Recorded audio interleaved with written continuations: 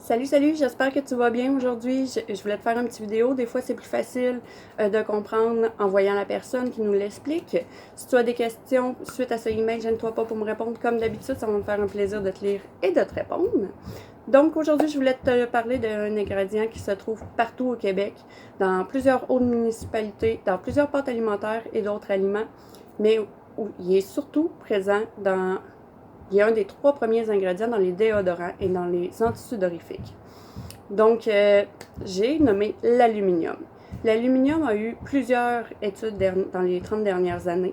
Je vais t'en parler dans les prochaines minutes. Donc, en 1990, il y a eu une première étude sur l'aluminium qui a démontré qu'il était très nocif pour la santé. Ensuite, en 2001, il y a eu une autre étude qui nous a porté notre attention pour démentir la première. Ce qui est important de savoir, là, vraiment, dans ce domaine scientifique et dans plusieurs domaines d'ailleurs, c'est la compétition. C'est toujours savoir qui va avoir raison puis qui va péter un peu plus loin. Puis ensuite, dans le fond, c'est à toi de te juger vraiment si tu crois à cette étude-là ou non par tes connaissances. Aussi, renseigne-toi toujours sur le bassin utilisé, si pour toi c'est assez représentatif ou non. Et bien sûr, avec les nouveaux progrès technologiques. Moi, je porte plus mon attention sur la plus récente des études, qui est en 2017.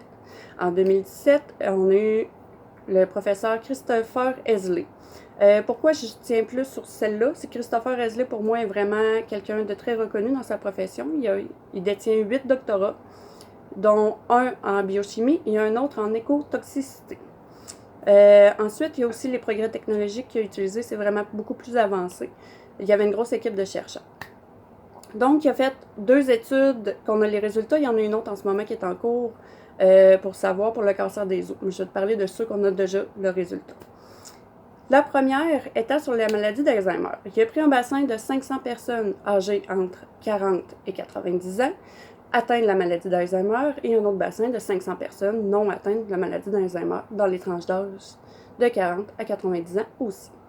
L'étude, dans le fond, qu'est-ce qu'il a révélé? C'est que les tests sanguins faits, il y a beaucoup plus de traces d'aluminium dans ceux qui souffrent de la maladie d'Alzheimer. C'est une maladie vraiment atroce, si on ne se cachera pas. Donc, pour moi, déjà là, je préfère que mes proches n'utilisent pas d'aluminium. Ensuite, deuxième expertise qu'il a fait, ça a été sur la maladie du cancer du sein. Encore la même chose, il a pris 500 femmes avec le cancer du sein ou qui ont eu auparavant le cancer du sein et 500 femmes qui n'avaient pas le cancer du sein. Il a fait des prélèvements de masse de tissu. Dans ceux, tu me vois venir, hein, dans ceux avec le cancer du sein, 93% un plus haut taux d'aluminium à l'intérieur. Donc, pour moi, là, vraiment, cette recherche-là, Christopher Hesley, plus le bassin qui est quand même assez gros, et les progrès technologiques, j'y croyais déjà beaucoup, mais en plus, depuis 1 an, la France a décrété qu'il était maintenant interdit d'utiliser l'aluminium comme ingrédient. Donc, déjà là, si un grand pays comme la France, pour moi, décide de bannir cet ingrédient-là, c'est qu'il y a des raisons. Donc, c'est pour ça que je t'invite vraiment à regarder ton déodorant et juger est-ce qu'il y en a à l'intérieur ou non pour le bien de ta santé et de ta famille. Fait que sur ce, bye! Gêne-toi pas pour m'écrire si tu as des questions. Puis à la prochaine!